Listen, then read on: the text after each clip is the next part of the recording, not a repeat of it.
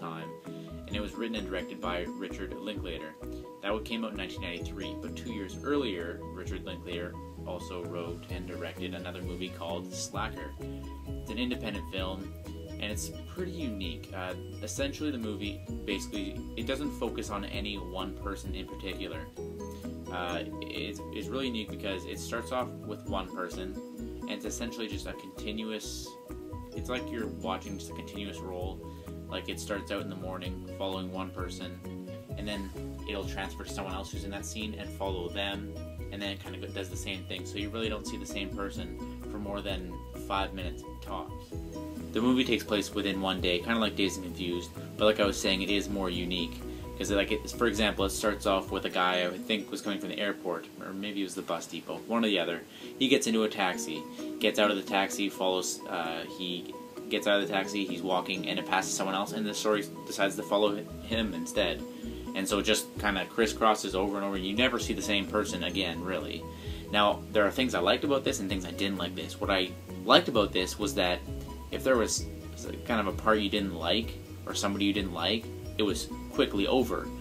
But in comparison, that's what I didn't like about the movie, because if you get a story that, like, if they're focusing on someone you are interested in, you start getting interested in the story, it's over in like 3 to 4 minutes, and you never see that person again. But you'd like to see that the story focus more on them. And I think he kind of Richard Linklater expanded on this for Dazed and Confused, because it is basically the same thing. It's just like people doing nothing, following people doing nothing, but Dazed and Confused focuses more on the same group of people, whereas the movie Slacker focuses on no one in particular, probably switches among like 15 different people. You see some people for 2 minutes, you see a couple people for 10 minutes, and there are some parts that you find, okay, he must have been so high when he wrote this, and I think you have to be really high to even enjoy the movie overall, because some parts of the movie are good, but other parts, they are the most weird, useless, boring things ever. Like, it's just people rambling on about the most useless junk, which you could say is what I'm doing right now. But people are just rambling on about stuff that is just like, how did he manage to write this? This person must be so doped out right now that they don't even know what they're saying.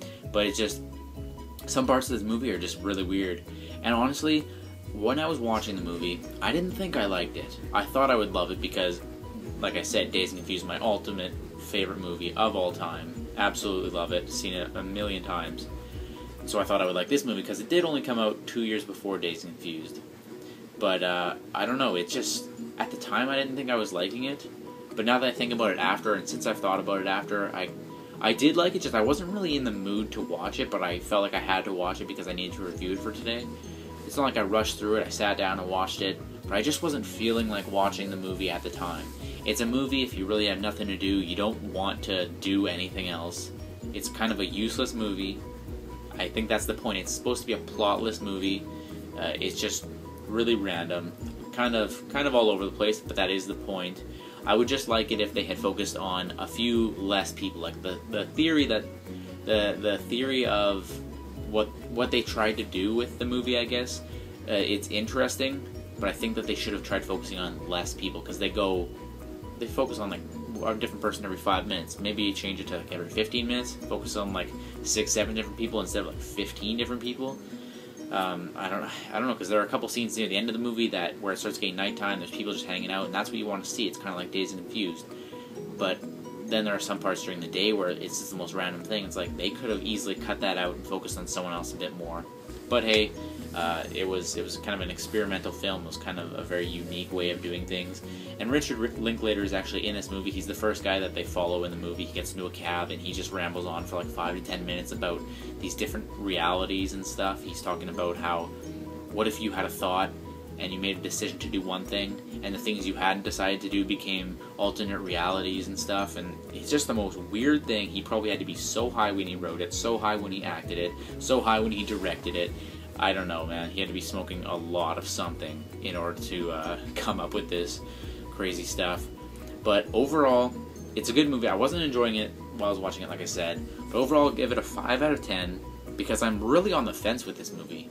Like, I don't hate it, but I don't really love it. Like I love Dazed and Confused. Maybe I'll have to rewatch it a couple times.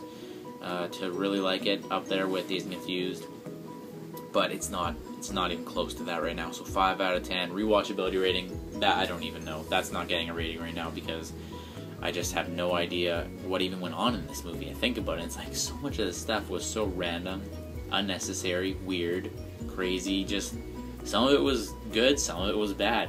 I'd say 50-50, so that's why it's getting a 5 out of 10. If you feel like watching just a meaningless, plotless, weird movie, I guess this is for you. It's just about people going out, walking around, doing their everyday thing.